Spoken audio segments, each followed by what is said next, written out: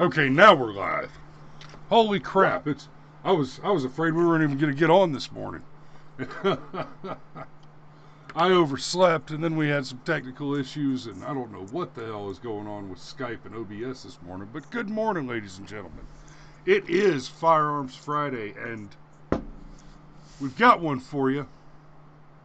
I promised we'd have one. I'm very rarely wrong about that, but I will say it has been a slow week. Been a slow week for armed self-defense, armed home defense, and this one's sad and by inference maybe a little funny. So let's take a look-see. Son fatally shoots father while protecting mother in Crestview domestic dispute. This Florida man strikes again. The Okaloosa County Sheriff's Office is investigating the fatal shooting of a Crestview man by his son, who told deputies he was protecting his mother from domestic violence. Lance Wendell, 42, died Sunday evening after being shot at his home on Lake Silver Road, according to the Sheriff's Office. His 21-year-old son told deputies that it happened after his father attacked and began choking his mother following an argument over sweet tea. His mother and other witnesses confirmed the son's account. More information will be released as it becomes available. I mean, okay. They got into an argument over sweet tea? I'm almost 40, and my eldest is 10.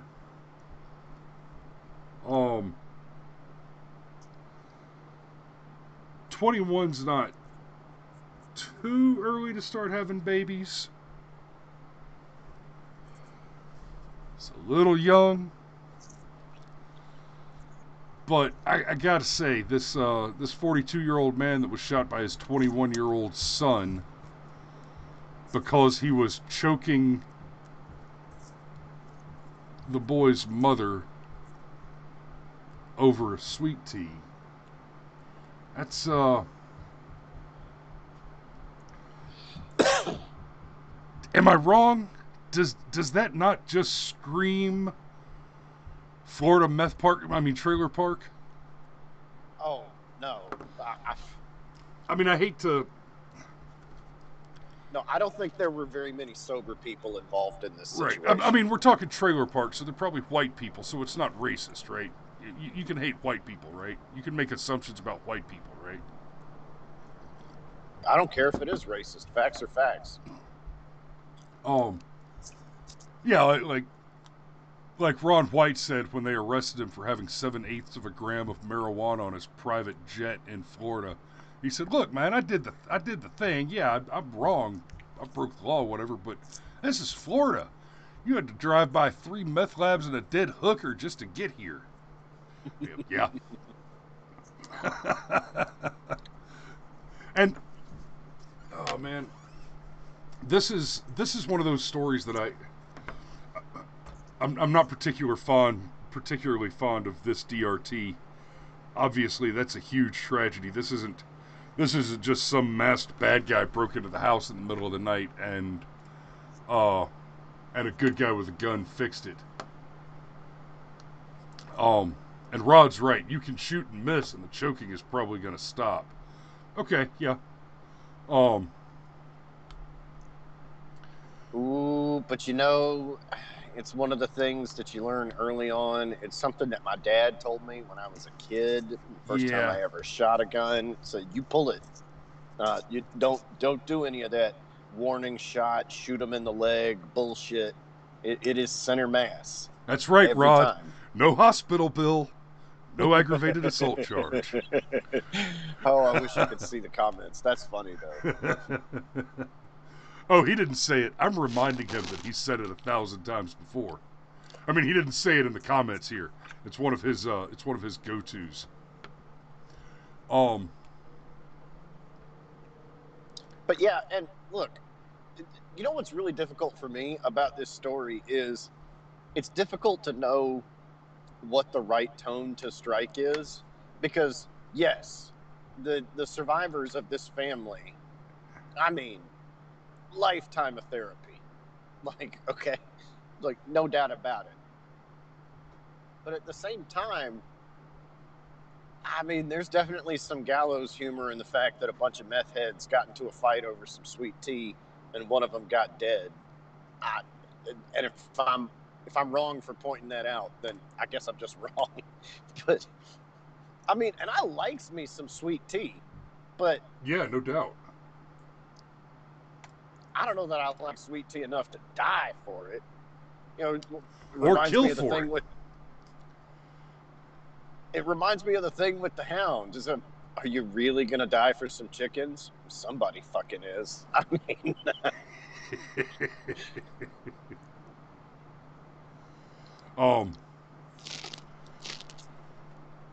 Ooh.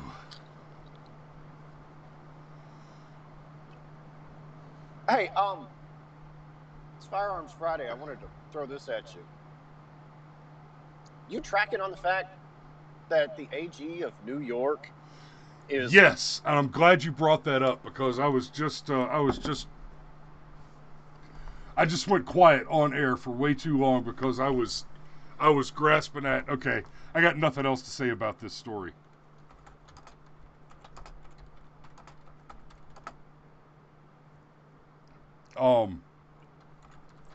Go ahead a little bit, and we'll, yeah, I'd like to talk about this.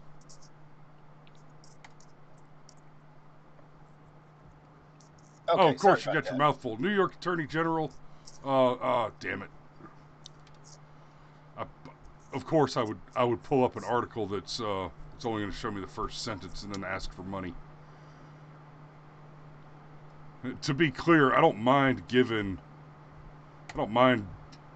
paying for news articles from time to time and supporting legitimate journalists, either of them. But, oh, yeah. I'm not going to sit here and put in credit card information live on air, all that. New York Attorney General Letitia James' lawsuit against the National Rifle Association is an electorally based attack. Fox News article. Seth Barron rips New York AG's NRA suit as diversion attempt to distract from bad ideas of Cuomo and de Blasio. Yeah, 100%. And, okay, I'm going to read through this real quick, and then I've got a very particular point that I want to hit on this question. New York Attorney General Letitia James' lawsuit against the National Rifle Association is an electorally based attack meant to distract from New York City's rise in violent crime. City Journal Associate Editor Seth Barron told Tucker Carlson tonight. Thursday, here, I'll let y'all see the article too. This is a typical diversion attempt to blame the shootings on someone other than the bad ideas of Mayor Bill de Blasio and Governor Andrew Cuomo and the Democrat Party in the last few months. Okay, before I go on, I'm gonna criticize that statement just a little bit. Shootings should be blamed on the man who pulled the trigger, unless they're justifiable homicides, in which case they should be blamed on the man who initiated an assault, which justified the homicide. It's not that your mama didn't hug you enough. It's not because the NRA sold you a gun, because they've never sold you a gun. Get that clear real quick. The NRA never sold you a gun. And it's not an overarching culture of gun violence. No. If you die by the gun, you're either the victim of a person who committed a crime, or you are the attempted perpetrator of a crime. The person at fault when someone dies by gunfire is the person who controlled the gun or the person who initiated the assault. So, now, caveat. In New York City right now, in the wake of all the defund the police stuff, there's some outrageous, 280% spike in homicides by gun. Now, keep in mind, the homicides by gun that are happening in this massive spike are basically happening under two primary circumstances. People being shot by rioters in the BLM George Floyd violent riots, or people being shot by looters and other criminals using the Black Lives Matter riots as an excuse to get out and commit crimes, and criminals being less hesitant because of the sudden lack of deterrence to commit active crimes. So, to that degree, there is some blame to be placed on the Democrat Party, Governor Andrew Cuomo and Mayor Bill de Blasio.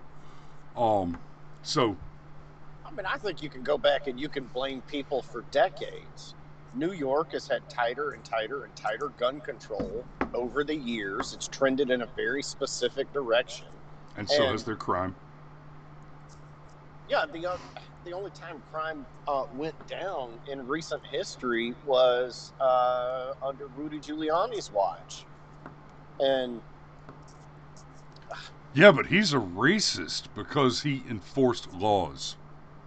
Well, and he actively increased police presence, and yes, stop and frisk was controversial, but it worked. But the point is, like, this is a test case. It's kind of like Chicago. Chicago's got really restrictive gun laws, and Chicago also has a high rate of gun homicide. Like, you just can't say that murders stop because people have less access to guns. And now, Chicago has actually seen a mild decrease in the last couple of weeks in gun homicides. Interestingly, do you know what else has happened in Chicago? Correlation is not necessarily causation, but, well, sometimes it is. You know what the other thing that happened in Chicago recently? Please enlighten me. Chicago has actually increased police patrols over the last couple of weeks, and there's been a decrease in homicides, almost with a 1-to-1 correlation. No, but cops don't prevent crimes. Cops can only respond to crimes. That's actually true, sort of, technically. And that's a whole nother conversation. Let's dig back into this a bit. James's lawsuit accused the NRA of having a culture of self-dealing. What the hell is that? Okay. A culture of self-dealing. Now we know that James is full of shit. Now we know that Letitia James is full of shit. A culture of self-dealing. What did I say, Cameron? Over the whole Russia collusion thing, they kept using that word collusion, and nobody ever wanted to say conspiracy to defraud, because the thing that they were actually suggesting is that Donald Trump committed the crime of conspiracy to defraud, but nobody ever wanted to use those words. And why is that? Because if you know, damn it, pop-ups. Because if you allege a crime and then it can be proved that you knowingly made a false accusation, that's a crime. That's why the headlines, that's why the Democrats and the press kept saying collusion, because there's no crime called collusion. They picked a word that kind of means the same thing as the crime that they wanted to accuse him of, but since they knew damn well that he didn't commit the crime and therefore there was no evidence to prove the crime, they never accused him of the actual crime. They just implied that crime using language that didn't technically qualify as the legal language of conspiracy to defraud. They just kept saying collusion, collusion, collusion. Yes. So that's self-dealing. A culture of self-dealing. And Alex McDonald just mentioned LaPierre had a $1.5 million clothing budget. I LaPierre may have been a total crook. That may be the case. But that's not the point here, because this AG is not going after LaPierre for anything. This AG is suing the NRA. I'm going to get to that in just a minute, too. This is absolute horseshit. If she wanted to actually accuse somebody of a crime, that's a different thing. But here, she's filing a lawsuit. She's taking an actual legal action in which she's using this language, a culture of self-dealing. She doesn't want to allege an actual crime, because then she will be guilty of a crime when it's proved that she's knowingly, erroneously alleging a crime. Right? Well, but look, take that clothing budget as an example. I mean, is anybody like unaware of the fact that the NRA tries to take care of its members, and being a higher up in the NRA comes with perks? Like, we are talking about an organization that has millions of dollars flow through it every year. It's not like these things were hidden or lied about. Oh, okay, so he's got $1 million clothing budget because every time he goes on TV, he wears a brand new $10,000 suit because he's got to maintain a certain image with regard to responsible gun ownership. Because that's what the NRA really is all about. It's I don't always agree with things that the NRA says and does, but yeah, because let's not forget, the gun control that we have currently, the licensing, the ridiculous background checks, all that aconstitutional horseshit, even the Brady bill, the NRA had a hand in all of that. And I'm a lifetime member of the NRA. I've been very disappointed with some of the things that they've done, but we don't have a legitimate current alternative. There are some local alternatives. Georgia Concealed Carry is a solid organization.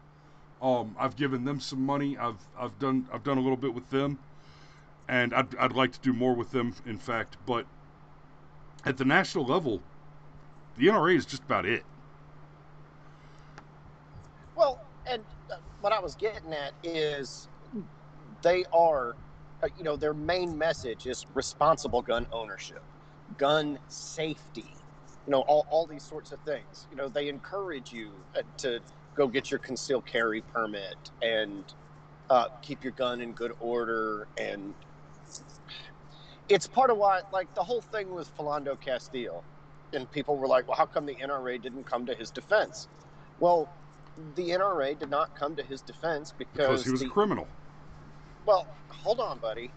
The NRA didn't come to his defense because he had marijuana in the car. And one of the things that the NRA preaches is you only handle firearms when you're sober. So they stayed away from it. The guy's race had nothing to do with it. It had to do with the fact that their image is all about safety and responsibility. Yes, owning a gun is a right, but it's one of those rights that's actually also, it's a real privilege. I mean, thank God that we've got these fantastic equalizers. It's the old joke that God created man and Sam Colt made him equal. So yeah. So what? I mean, okay, fine. If you could become a higher up muckety muck with the NRA, there's tons of perks. Well, okay, if you can name one organization that the head of does not enjoy lavish benefits. Just one, especially one that big. Oh, well, with that caveat, I was going to say the Brushfire mine doesn't pay me very well. But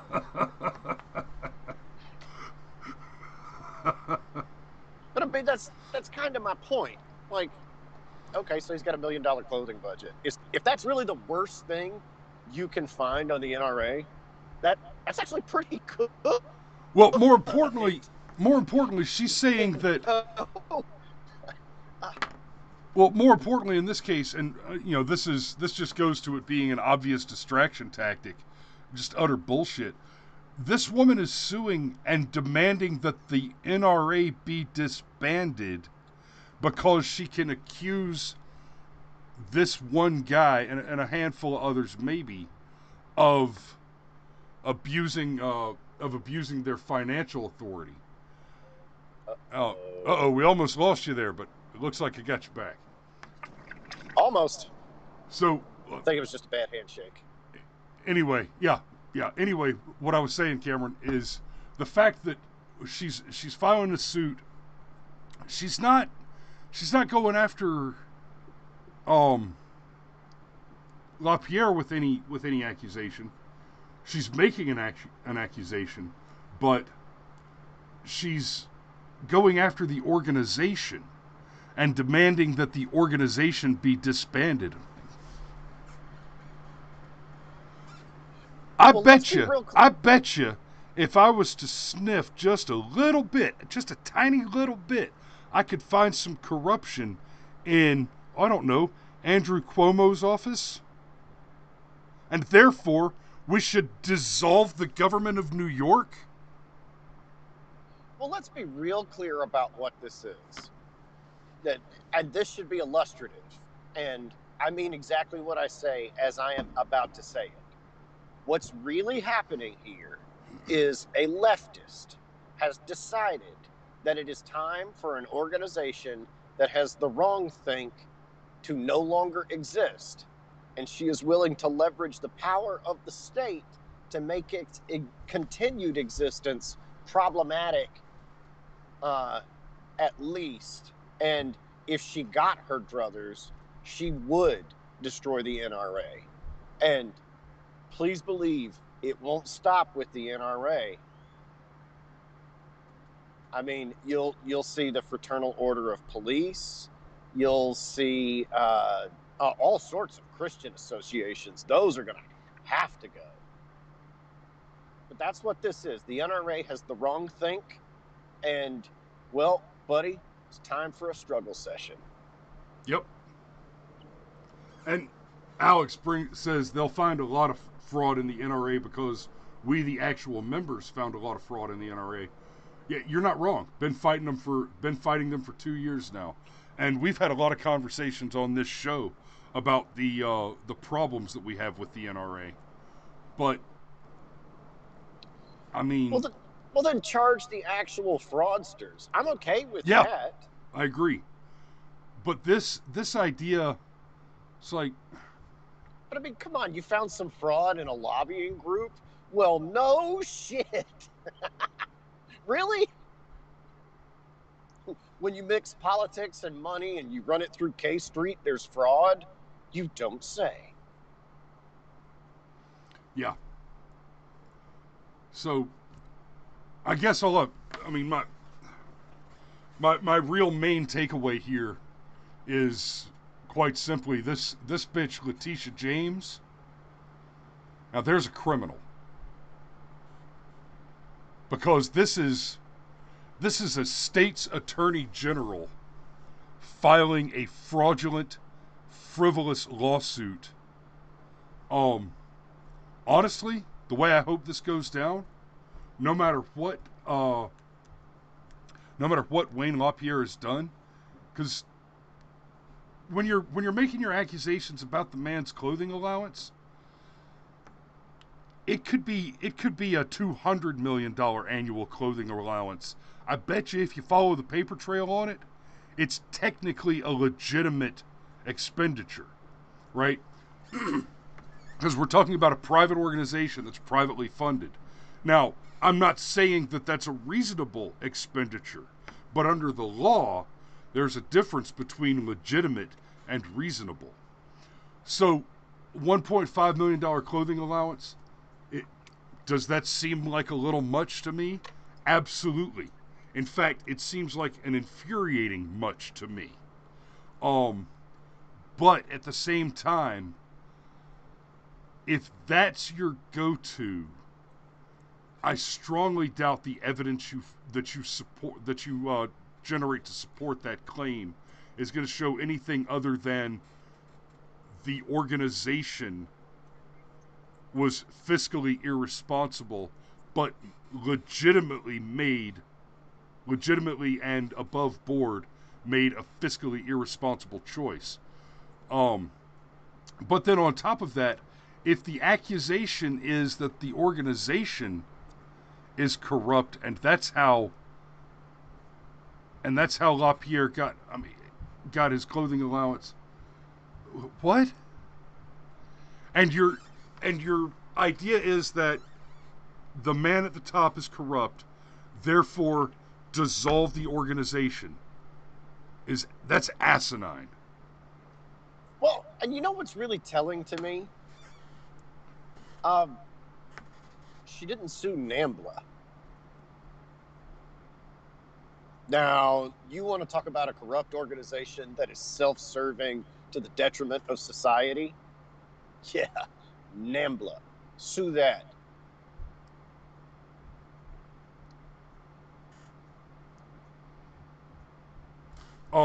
Alex mentions, but buying his home with nonprofit money was clearly illegal. I don't know the details on that one. It is possible for the nonprofit to purchase his home as part of a compensation package legally. That statement does not mean that in the case of this nonprofit buying his home, it was done legally. Those are two different that it happened does not make it a crime, but that it can be done without being a crime does not mean there was not a crime committed. I don't know enough about that situation, and I'm not going to research it while we're live. Yeah, and besides, maybe LaPierre should go to jail. I'm perfectly comfortable with that. But that's a hell of a long stretch from dissolve the NRA. Yeah, and okay, if we're going to start attacking lobbying groups, I mean, good grief. So pretty much all of them? I mean, again, I go back to give me one lobbying firm that's not going to have similar things associated with it. I mean, it's one of the reasons why you want a job on K Street. You get stupendously rich and you get to virtue signal for a cause. And I'm not saying that because of that it makes it okay for Wayne LaPierre to do it, but golly, this is a target-rich environment if this is the attitude we're going to have. And it seems you're pretty deliberately directing your fire in one direction. I'd even go so far as to say that this is meant to be openly antagonistic. Like this is a hostile move. She's going to fundraise on this. I can already hear the commercials that Letitia has bravely fought the NRA. Yeah. Oh, yeah. Just like I heard a campaign ad for Paul Howard a couple of days ago, and it was part of the campaign ad that Paul Howard arrested and charged the officers who shot Rayshard Brooks. And this is going to be the same thing. Absolutely. Whoa, fuckstick! It's a parking lot. Sorry, not you. I don't mean to get down the path on Rayshard Brooks, but let's be very clear: the firing and charging of Officer Rolfe was not just incorrect; it was an actual crime. It was a crime to charge him in that case.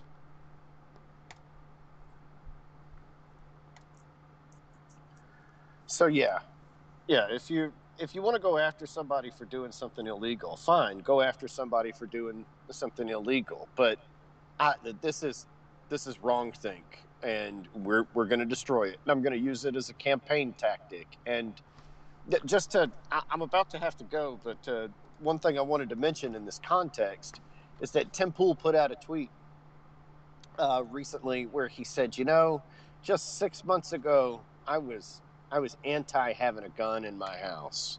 Now I have multiple. I mean, yes.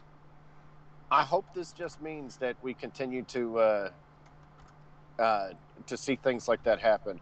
Oh, buddy, I have to do the work thing. I'm sorry to do it like this, but it's... Nope, I understand. We'll All right, bye. we'll catch you later, brother.